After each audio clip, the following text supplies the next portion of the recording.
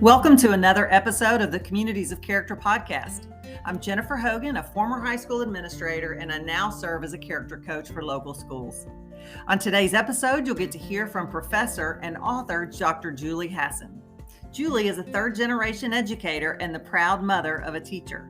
She's a former teacher and principal and now serves as a professor in leadership and school administration at Appalachian State University, where she teaches graduate courses in school leadership and conducts qualitative research in schools. Her research on long-term teacher impact and classroom culture grounds all of her professional work. And in this episode, we're going to talk about her book that was published in 2021, titled Safe, Seen, and Stretched in the Classroom: The Remarkable Ways Teachers Shape Students' Lives. Her next book will be released in a few months in June of 2023, and it's titled Pause, Ponder, and Persist in the Classroom: How Teachers Turn Challenges into Opportunities for Impact. Make sure you listen to the end of the show where Julie shares her favorite story from her book, Safe, Seen, and Stretched. Without further ado, let's dive into the episode. Hello, Julie, and welcome to the Communities of Character podcast. Hey, Jennifer, I'm so excited to talk with you today. Oh, me too. I am delighted to have you on today's episode. And for our listeners to learn more about you and your book, Safe, Seen, and Stretched, it's one of my favorites. But before we get to that and your book, for our listeners who may not be familiar with you, would you share a little bit about your current context? Sure, I'm a professor in leadership and school administration at Appalachian State University in the beautiful mountains of Western North Carolina. And in addition to teaching graduate students, I do qualitative research in schools.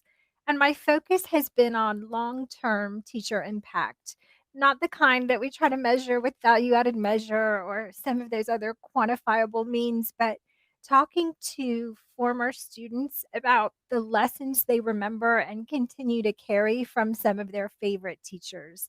So, my research focus is so satisfying and rich, and I love to share it in speaking in my books and in podcasts like this one with you, Jennifer. Well, that's amazing, and I'm excited for our listeners to get to hear from you today. And your book, Safe, Seen, and Stretched. It's one of those books that I believe that teachers at all levels and at any years of experience, like from pre-service to retirement, they should read it. So, would you share with our listeners about your book, where you got the idea, and how it developed? Sure, and I have to tell you, I don't know if you remember this, but when it first came out, just about a year ago, I put the first chapter out for people to preview. I always feel like you should get if you're going to invest time and money in a book, you should get to check it out. And you were one of the first ones who read that No, first chapter and sent something back to me. And so I'm no. forever grateful for you for finding it and for saying such kind things about it. Well, it's Um, wonderful. this book did not set out to be a book. It was my attempt to start a research focus for myself as a new professor. So I knew in 2015, in addition to teaching, I would need to publish articles. And my mentor said, you need to figure out what question you really want to answer. And at that same time, my first grade teacher, Nancy Russell, who made such an impact on my life, retired. And what I really wanted to know is, what do teachers like Nancy say and do in the classroom that makes this lasting impact? Mm. So, in order to do that, I needed to talk to former students. That's not hard, they're Mhm. everywhere. Mhm. And find a way to invite them to talk to me about their teachers. So, I did something sort of unusual in data collection. I went to the local print shop and got a sign, one of those corrugated plastic signs on this stake that sticks in the ground. And the sign just said, "Let's chat about a teacher you remember." And I took that sign to public parks, flea markets, craft fairs, college campuses, anywhere people might congregate. And people would line up to Mm. tell me about their teachers. And usually it was a memory of a small moment told in a story. By the time I finished, I had hundreds of stories, and then I started to look for themes? Are there commonalities among all these stories? And they all centered on how people felt in those classrooms and in different ways through different means by the teachers. They all described either feeling safe or seen or stretched. Mm. And there were so many beautiful stories, and it there were so many connections to existing research that it turned from an article into a book. And that is the book that you championed and read, Jennifer. Thank you so much. Mm. Oh, it's so good. And your book reminds me so much of the book titled More Than a Bird, which was written by Liz Huntley. And she, Yes. Oh, I love yes, that book. Yes. yes. So she's one of the co-founders of the Hope Institute, where we work side by side with school teams as they work to develop cultures of character in their schools. And Liz's life was greatly impacted, and her trajectory changed all because of a teacher. And so I've read your book twice, and the last time that I read it through the lens of the 11 Principles Framework by character.org. And that's a tool that we use at the Hope Institute as we're working with schools. And so I made lots of connections between that framework and your book. And so that first chapter of your book is titled Lessons on Commitment. And I made a connection to Principle One, which is all about core values. And you talk in your book about how these lessons have impacted you as a teacher. And could you talk a little bit about the importance of finding meaning in the work and how it impacted you while you were doing your research and reflecting on the stories you were hearing? Yes, professional commitment was such a common theme because it the stories were about teachers who went above and beyond, not in a dramatic way, but Mhm. just did more than is contractually obligated. So if we think about professional commitment, we think about like a high degree of discretionary effort and our identity and sense of meaning connected to our work. And what I loved about the stories was you could see that sometimes teacher impact happens serendipitously. We happen to say the right thing to the right Mhm. kid at the right time, but consistently making an impact happens intentionally. And it Mhm. happens when we intentionally have those values in mind. And when we think ahead about how we want our students to feel and about the kind of impact we want to make. So I certainly can see how that framework and the outcomes from this book are connected. Hmm. And I love how you talk about intentionality, and I find that word come up in so many of these interviews, and I love that that theme that runs through all of these interviews about having character and building character. And so character.org says that a school that's committed to character development has developed an ethic of caring that permeates the entire school. That's a quote from character.org. And this caring community is what I found in your chapter titled Lessons on Vulnerability. And I love the reflection questions that you provide at the end of every chapter, but especially this one. Would you talk about the importance of building connections that you found in your research? You know, I started to think about connections when I was doing this research and I was collecting data. I would talk to my doctoral students about what I was finding. And we talked a lot about why we remember some teachers so clearly and not others. And one of my students said, I had a lot of classrooms that felt transactional. Hmm. Like, the teacher assigned the work, I did the work, the teacher graded the work, I got a grade, or I cooperated and followed the rules and therefore got a good citizenship grade. So it was very much, I do this, you do that. And he said, I don't really remember those classrooms. They were kind enough, they were nice enough, but the classrooms I remember were full of connection. And most of the time in the stories, that connection was grounded in a teacher noticing something about a student or noticing a need and responding, like you said, in a caring way, in a Mhm. way that says, I see you and I am compassionately going to try to provide what you need, whether that's help, support, encouragement, some kind of resource. So the caring community is very much grounded in caring action not just the words we say or the things that we put on our walls, but in consistently taking that caring action. And as teachers, we model that for our kids. And Hmm. I think in a community that's caring, we have to look at what we celebrate and what we tolerate. And do we celebrate that kindness? Do we celebrate students noticing things about each other and providing that kind of help? Do we tolerate name calling, shaming, embarrassing people? So, what we celebrate and what we tolerate really characterizes the kind of community we're creating. That's so good. So, in your chapter, Lessons on Power, you said or stated it's easy to assume that momentous events change lives, but lives are often changed in small moments. That was a awesome takeaway for me. And you wrote about the power of words and trust and community and love. Would you share what you discovered in the stories and how our listeners and educators can apply these lessons? As teachers, because we're in this position of authority, we're on a pedestal. Sometimes it doesn't feel that way, but in kids' eyes, we still are.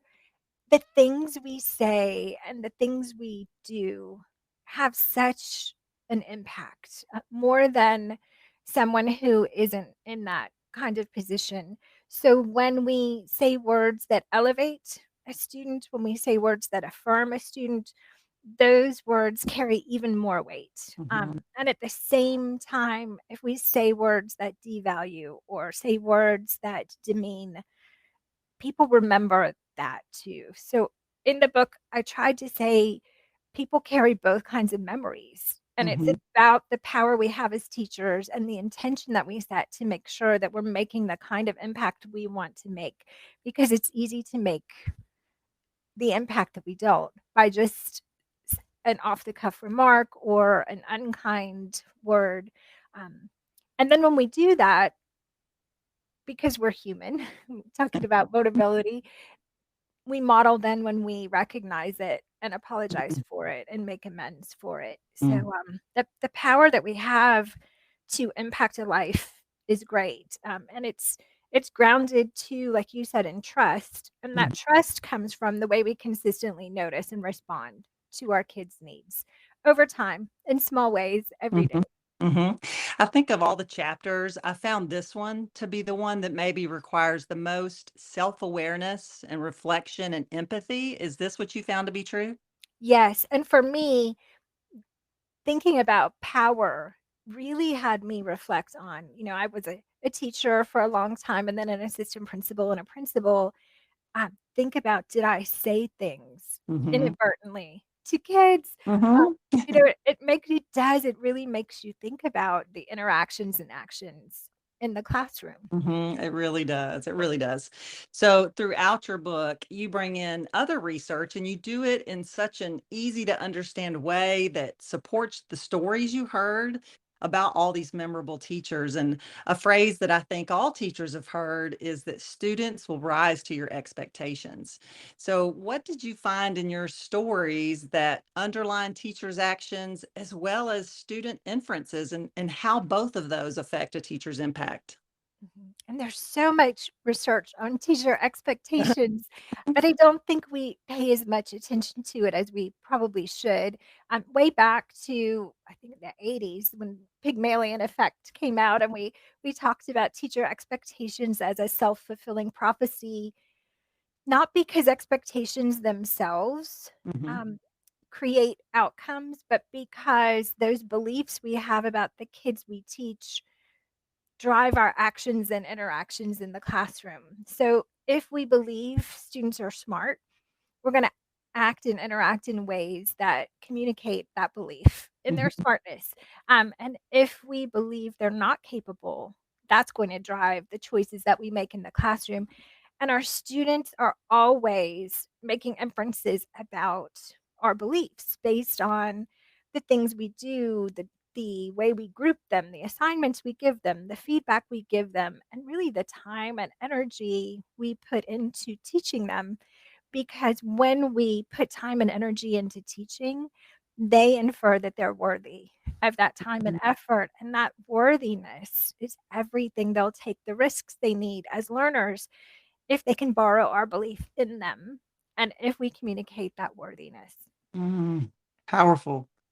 And in the chapter about lessons in equity, you included a story about Maria and the importance of teacher efficacy for teaching all students, especially those who are school dependent, those students whose complete learning, including support to enrichment, is dependent on what they get from their school communities.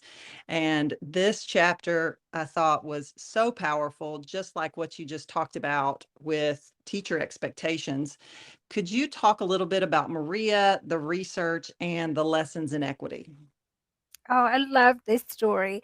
And Mhm. every time I tell a story or talk about one of the stories in the data, I remember the person who told me that story. So I remember her, beautiful young woman. She was in college when I met her. She had just, I remember her long brown braids and her baseball cap, and she had such a light. Just a joy to hear her story. And she talked to me about Mr. Diaz, who was her high school teacher. Maria's parents were migrant farmers, so they moved from farm to farm. They were in Central Florida, so they were strawberry season in the winter, and then they moved. And she really had so much potential. Mr. Diaz recognized her academic potential and her determination, and also realized if she didn't get a scholarship, she couldn't go to college. Mm, So he convinced her mom and dad to let her stay with her aunt instead of moving with them and helping, because he thought if she could stay in one spot, she wouldn't lose credits, she wouldn't get behind, she would have a much better chance. So he nurtured her, he helped her with college applications. He really invested in her success, and she ended up getting a full scholarship. When I met her, she was an engineering student, one of mm, the few women, she said, in her cohort of engineers. And she had this dream that not only would she become successful and an engineer, but that she would start a foundation to help girls like her. And such ripples of impact. When Mr. Diaz invested in her, she now will pay it forward and invest in other girls. mm, But he had to have believed that he could make a difference, mhm, that beyond her situation, he could help her move to this trajectory that she had been dreaming about. I think sometimes it feels so overwhelming when our students are dealing with things like poverty or other things that impact their success in school, to think that we just can't do anything about that. But instead, if we think about Mr. Diaz, he focused on what he could do mhm, something about. He couldn't lift that family out of poverty, but he could find some ways to try to ensure that she could get the education that she wanted. mhm. That's such a good story. I love that, and I would love to know what happens with Maria, and if she does get that foundation established. That's so I amazing. know. It's Yeah. one of the things about all of those stories is, I had that moment in time with them, and I got that beautiful gift of a story, but then they go off like our students, Uh-huh. they go off into the world, and then you wonder, what you pray for them and you hope for them and you wonder what happened. Absolutely, absolutely. So, what was your favorite story from the book and why, Julie? And my husband always says my favorite story is the last one that's come in, which is probably true, because every time a new one comes, they still come in through the website, and I still occasionally go out and do data collection. They're all so different, and they're all so beautiful in their own way, and they all say something, although under the umbrella of how we make kids feel, they all say something a little different about teaching. But one of the first ones I collected, I went to a craft fair at a local high school, and at that time, it was indoors, there were not great weather that day, so it was my sign propped up in a bucket. And near the end of the day, this older man came limping up, and he must have been on his feet for a while, and asked if he could sit down next to me. He did. His name was John. And he started to tell me this story about his third grade teacher, Miss Andrews. He grew up outside of Chicago, and he said his family dealt with addiction and abuse and poverty. So when he got to school, he felt very different than other kids, and he remembered some kids bringing these lovingly packed lunches and having these clean pressed school clothes, and he longed to be loved that way. And his teacher, Miss Andrews, used to bring him snacks. And one day she brought him a package and told him not to open it until he got home. And he ran all the way home and he opened this package wrapped in brown paper and tied up with string. And it was 3 new school shirts.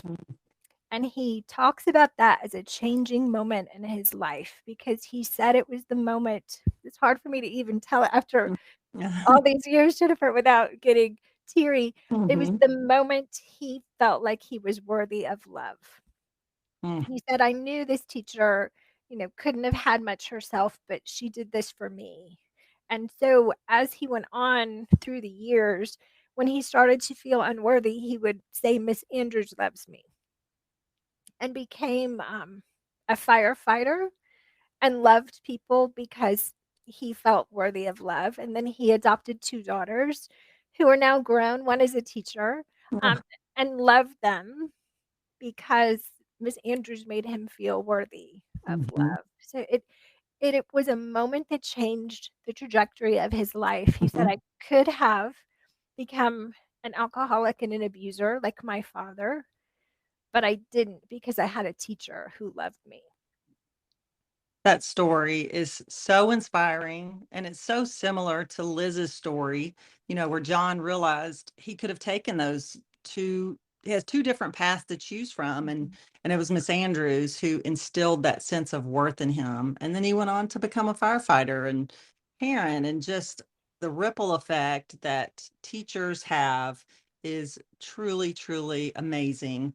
And I love hearing all these stories, and I hope that our readers will get your book and read it. And I've just so enjoyed talking with you today, Julie. What is next for Thank you? you. In this story, once I finished Safe, Seen, and Stretched, and that book came out, I kept going back to the data and thinking there's something else here. And it was this idea that teacher impact, although it's beautiful and we think, it should happen in these moments of rainbows and butterflies, usually the opportunity to make an impact happens in a challenge or problem.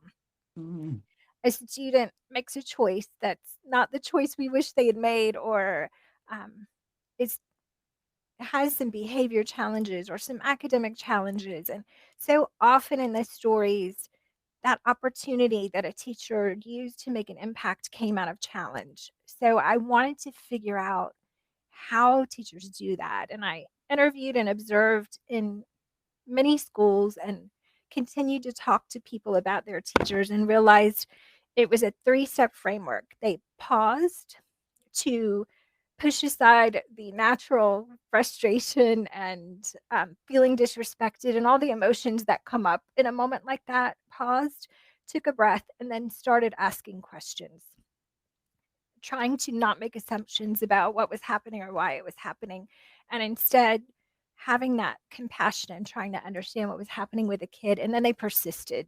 So the next book, also full of stories, is Pause, Ponder, and Persist in the Classroom, and it will be out on June 1st. oh, wow. That's awesome. That is Thank awesome. you. I'm excited about this one. It has more of a framework. It's a little more of a how to do it. Um, where Safe, Seen, and Stretched is the background of it. This one has a little bit more of the how to. So I'm excited to put it out there. That's amazing. I can't wait for June the 1st. Well, That's I will be sending one your way. I so appreciate wonderful. you.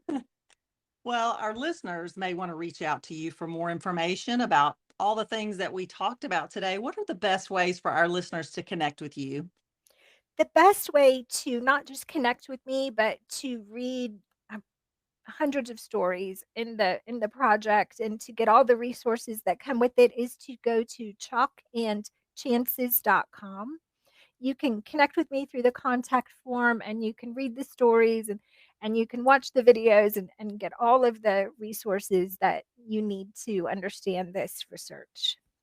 Awesome. Well, I'll be sure to put that in the show notes. And Julie, I just want to thank you so much for all that you do to support teachers and students, and to remind all educators of the power that they have to change a student's life for the better. And thank you so much for sharing your time today and sharing your story with our listeners. Oh, thank you for inviting me, Jennifer. I so enjoyed our conversation. I did too. Thank you again.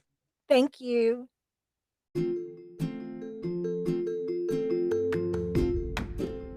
Thanks for listening to the Communities of Character podcast. If you enjoyed this episode and you'd like to help support the podcast, please share it with others and post about it on social media or leave a rating and review. Thanks again and take care.